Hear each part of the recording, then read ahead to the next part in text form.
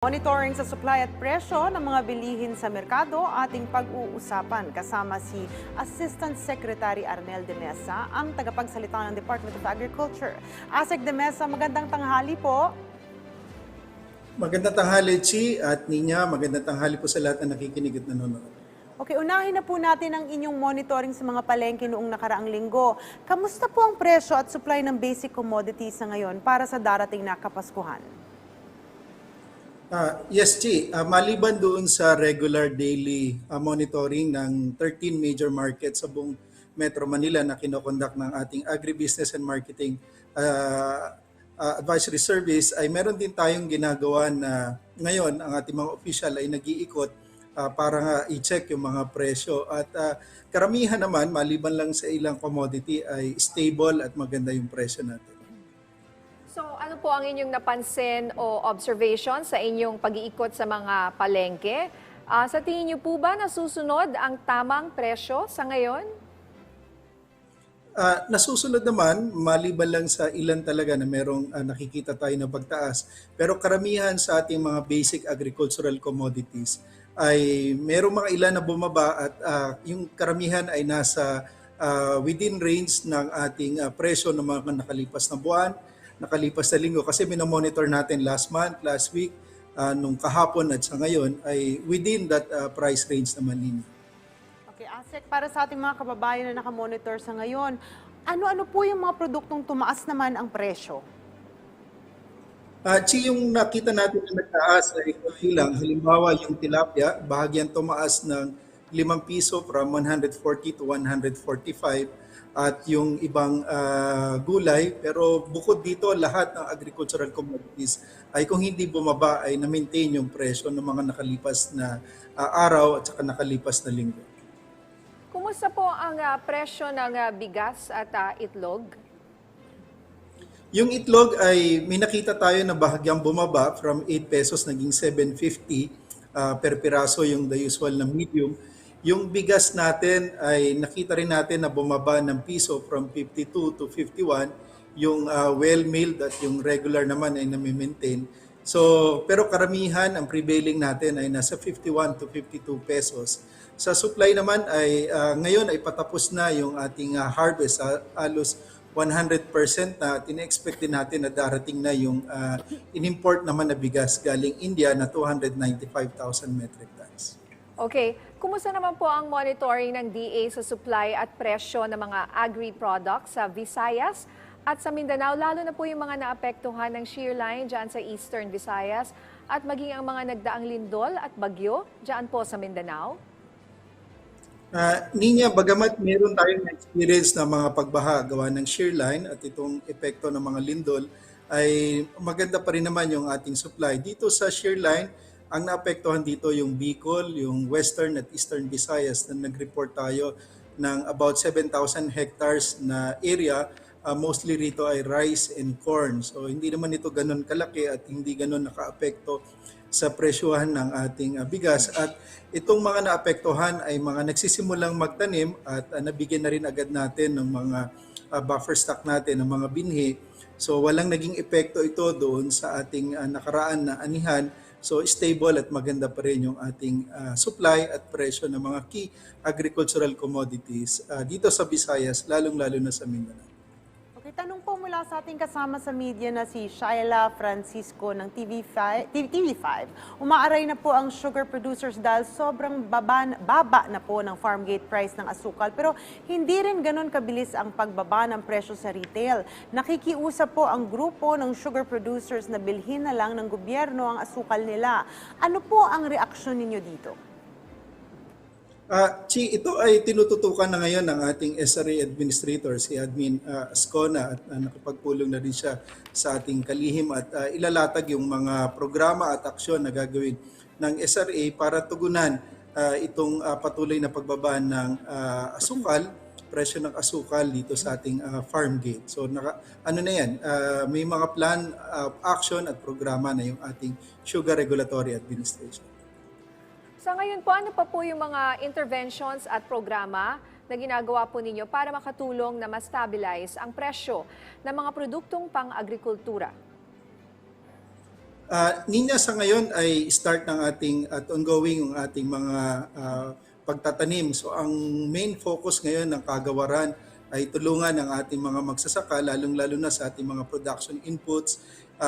Nagdi-distribute tayo ngayon ongoing yung ating mga binhi at fertilizer, pati yung pagtulong sa mekanisasyon through the FILMEC, yung ating mga agricultural machineries ongoing din ito.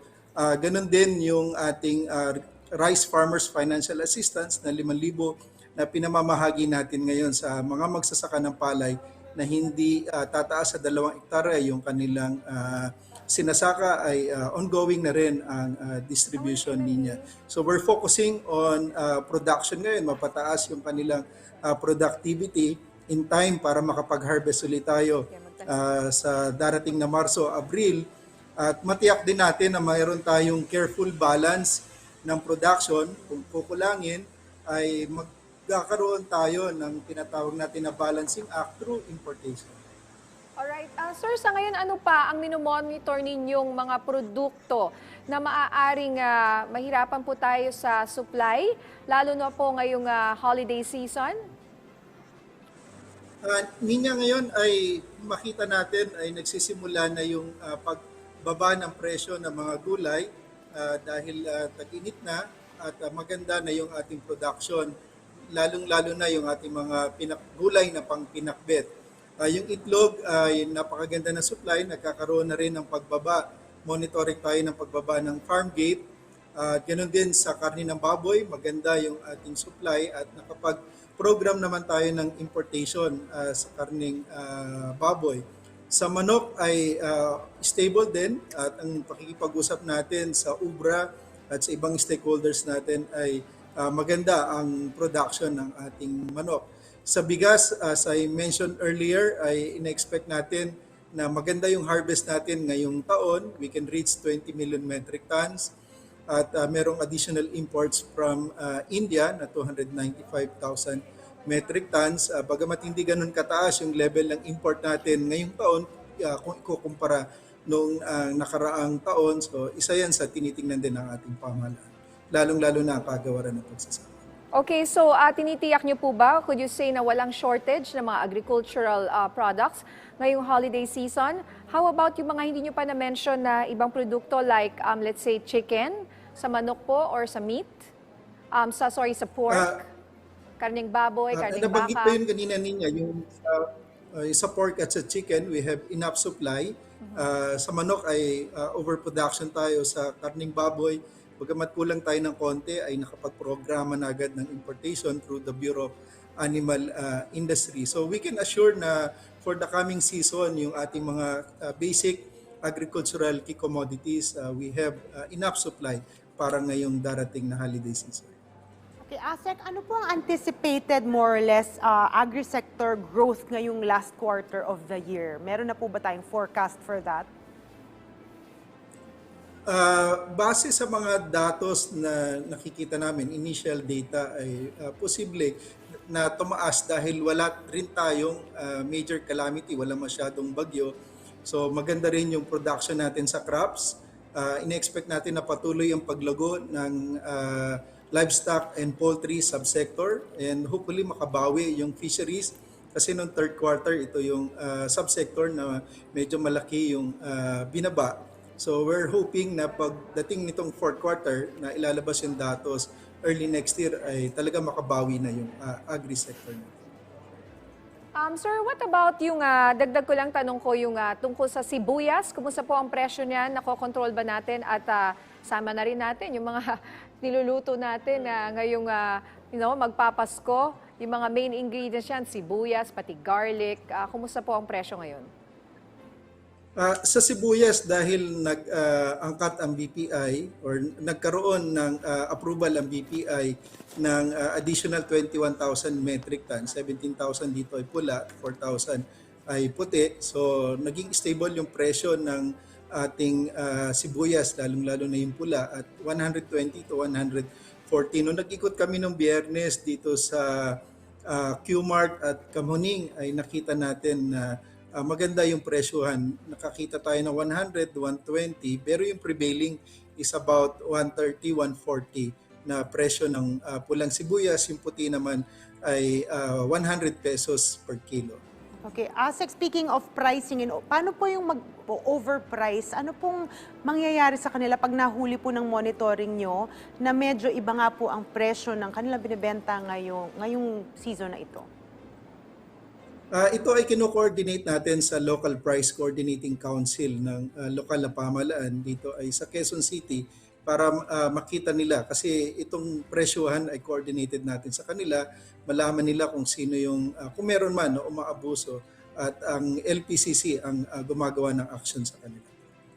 Okay. Mensahe at paalala nyo na lang po sa ating mga kababayan na nakatutok sa ating programa ngayon.